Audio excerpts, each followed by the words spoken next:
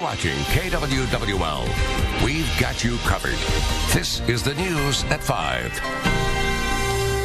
Now at 5, KWWL sits down with a one-on-one interview with Democratic presidential candidate Hillary Clinton. And families mourn for the shootings in Chattanooga. State and local leaders ask what can be done to prevent such attacks in the future. Good evening. Thanks for joining us. I'm Justin Andrews. Federal investigators continue to investigate the military center attacks in Chattanooga. Meanwhile, family members are preparing for funerals as state and local leaders ask what can be done to prevent against that kind of attack in the future. Brian Moore has a story from Washington. At a makeshift memorial for the 5 military members killed in Chattanooga, a grieving mother expressed her pride. My son is a hero. He died doing what he loved. He would have had it no other way. Navy Petty Officer 2nd Class Randall Smith passed away from his wounds on Saturday, fatally injured along with 4 Marines last week in an attack on 2 military facilities. He's my life. He's my world. I have half a heart left, and it's her, my daughter. His is gone. As 5 families prepare for funerals, federal investigators are tracking the shooter's links to radical Islam, even as they worry about protecting against future threats. If it can happen in Chattanooga, it can happen anywhere, anytime, any place, and that's our biggest fear. Tennessee's governor's ordered a security review of military facilities in his state to see whether some personnel can be armed. We don't want to leave our folks out there as targets when we've had such a horrible event happen just 3 days ago. A tragedy that has many communities thinking about security of facilities that once seemed immune from danger. Now, those states includes Arkansas, Florida, Indiana, Louisiana, Oklahoma, and Texas. And we all know Iowa is known for what it grows. That's why homegrown energy is a big topic on the campaign trail in our state. Secretary Clinton spent time in Iowa the past few days, and KWWL's Jerry Gallagher sat down with her for a one-on-one interview about Iowa issues. One topic right now, the future of ethanol. Iowa produces more ethanol than any other state, but the EPA says standards in place cannot be reached, so the Obama administration plans to reduce how much ethanol is required in gasoline. We asked Clinton if she agrees with the White House plan to change things up. I support it as it is now because I think it is the basis for the advanced biofuel research that is now translating. We have airplanes now experimenting with flying on biofuels. So this is exciting. I don't want to do anything that stops the development. Still there. Now, we'll have much more on our one-on-one interview with Clinton Monday night at 6.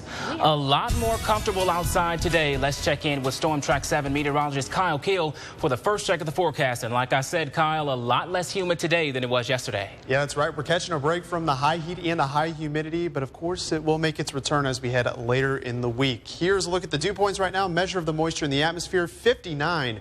Very comfortable in Oelwein, 58 in Elkader and Dubuque, but still holding on to 72. That's where we do have our front in Washington. Here's a look at the current temperatures. Right now we're in the upper 70s, lower 80s, 80 right now in Dubuque, 79 in Oelwein, 83 in Waterloo and Tama, and we're sitting at 82 degrees in Washington. Storm Track 7 live weather network camera over Cedar Valley Tech Works in Waterloo showing a mostly sunny sky, just a few high clouds passing through today, but no rainfall, so we're staying high and dry as we go throughout the night.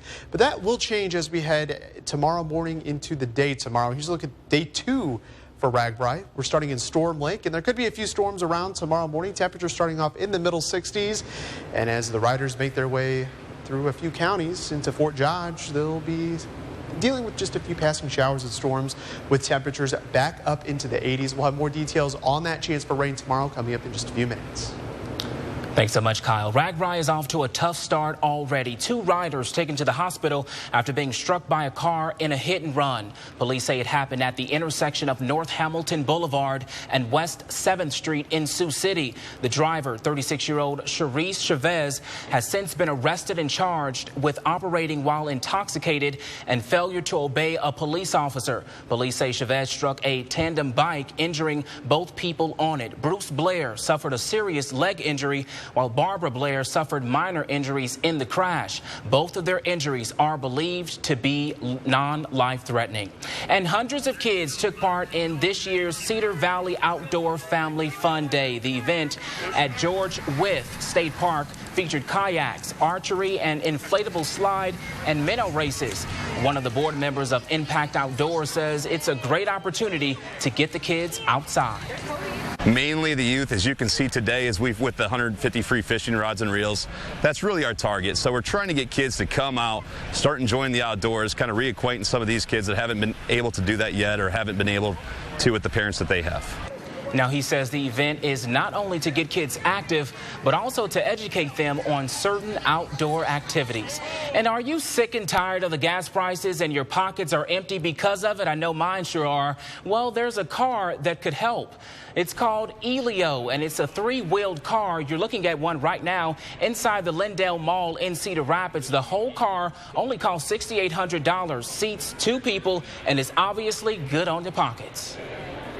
I mean, you think about it, 84 miles to the gallon, yeah, it'll pay for itself, you know, just driving it around, you know, within a few years, that the gas mileage itself, it'll pay for itself, I think.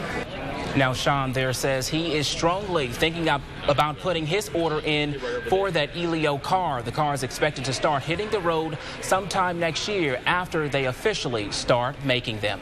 Coming up on the news at 5, a car caught on camera hydroplaning and flipping over. Plus, hundreds of kids getting out and active today in the Cedar Valley Outdoor Family Fun. We'll be right back.